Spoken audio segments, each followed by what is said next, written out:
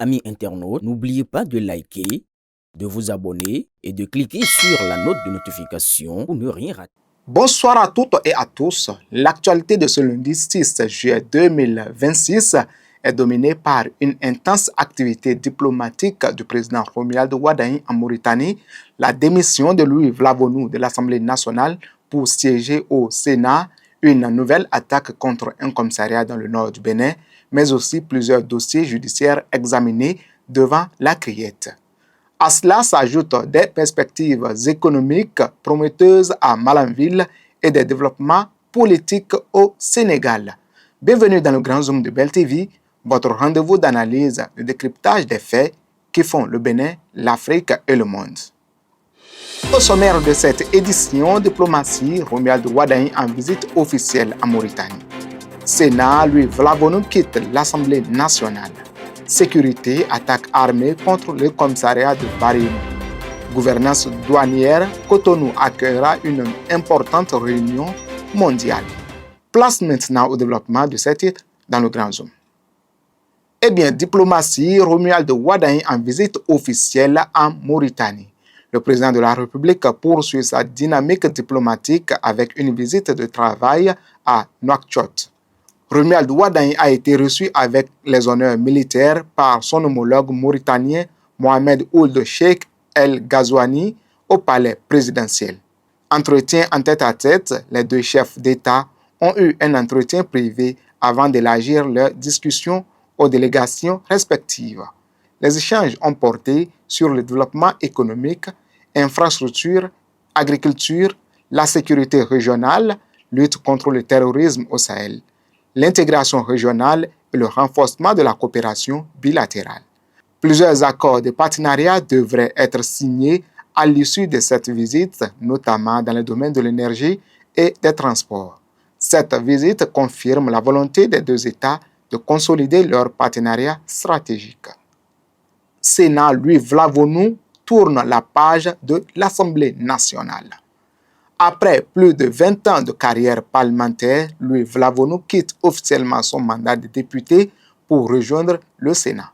Sa lettre de démission a été déposée le 2 juillet sur le bureau du président de l'Assemblée nationale, mettant fin à 2 décennies de présence à l'hémicycle. Cette décision découle de son choix de siéger au Sénat, les deux fonctions étant incompatibles selon la nouvelle Constitution. Ancien président de l'Assemblée nationale durant les 8e et 9e législatures, il est l'une des figures les plus expérimentées du Parlement béninois. Prochaine étape, l'installation officielle de la première mandature du Sénat est attendue avant le 1er août prochain à Porto Novo. Cette transition marque un tournant dans l'architecture institutionnelle du Bénin avec la mise en place effective du bicamérisme. Sécurité, attaque armée contre le commissariat de Barénou. Nouvelle attaque dans le département de la Donga, ciblant cette fois un commissariat de police.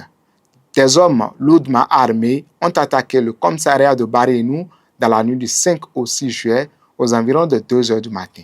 Dégâts, les assaillants ont incendié plusieurs installations, bureaux, véhicules et détruit plusieurs motocyclettes et équipements.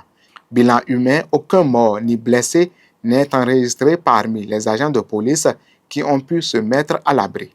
Une enquête est ouverte afin d'identifier les auteurs et leurs éventuels commanditaires.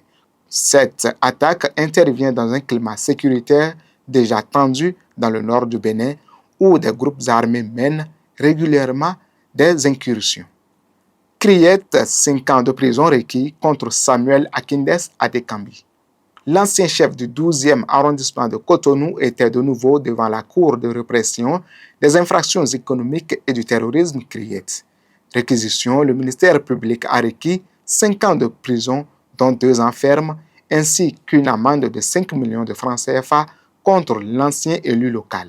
Accusation, Samuel Akindes Adekambi est poursuivi pour abus de fonction et corruption passive. Une témoin a affirmé avoir remis 3 millions de francs CFA aux prévenus pour le compte de Lionel Talon, fils du chef de l'État sortant. La défense sollicite la relace pure et simple, estimant que les accusations ne reposent sur aucune preuve matérielle. La décision de la criette est attendue le 27 juillet prochain. Cette affaire illustre la détermination de la justice béninoise à lutter contre la corruption des élus locaux. Gouvernance douanière, Cotonou accueillera une importante réunion mondiale.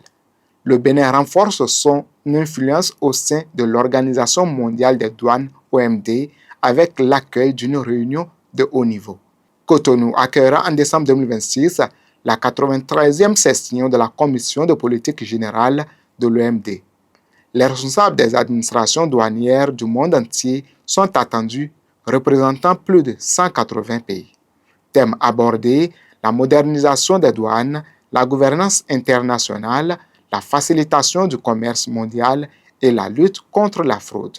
Cette désignation constitue une reconnaissance internationale pour le Bénin et son administration douanière. Le pays compte profiter de cet événement pour renforcer sa position dans le commerce international. Rendons-nous à Malanville, 2 usines pour accélérer l'industrialisation. La commune de Malanville, dans le nord du Bénin, s'apprête à accueillir 2 investissements majeurs du groupe ETG. Une usine de recyclage des déchets plastiques et une rizerie d'une capacité de 60 tonnes par heure, l'une des plus grandes d'Afrique de l'Ouest. Objectif: créer des emplois directs et indirects, plus de 500 emplois attendus, renforcer la transformation locale des matières premières, soutenir la souveraineté alimentaire, réduction des importations de riz et améliorer la protection de l'environnement. Les travaux devraient débuter avant la fin de l'année 2026. Les autorités locales espèrent faire de Malanville un véritable pôle industriel du nord du Bénin. Rendons-nous au Sénégal, les premières tensions autour du futur parti de Diomaye Faye. Le projet de création du nouveau parti présidentiel au Sénégal suscite déjà des réactions et des controverses. Bassirou Diomaye Faye souhaite créer un grand parti unifié pour rassembler les forces de la coalition présidentielle. Réaction: l'Alliance pour la République APR de Macky Sall dénonce une manipulation politique. Selon l'APR, plusieurs maires auraient été présentés comme membres fondateurs sans leur accord, ce qui pourrait entraîner des contentieux juridiques. Un comité dirigé par Aminata Touré est chargé de préparer cette nouvelle formation politique. Cette tension annonce une recomposition du paysage politique sénégalais à l'approche des élections locales. Football. Dans cette session d'information, la Fédération béninoise de football reporte son assemblée générale. La Fédération béninoise de football FBF modifie son calendrier en raison de contraintes techniques.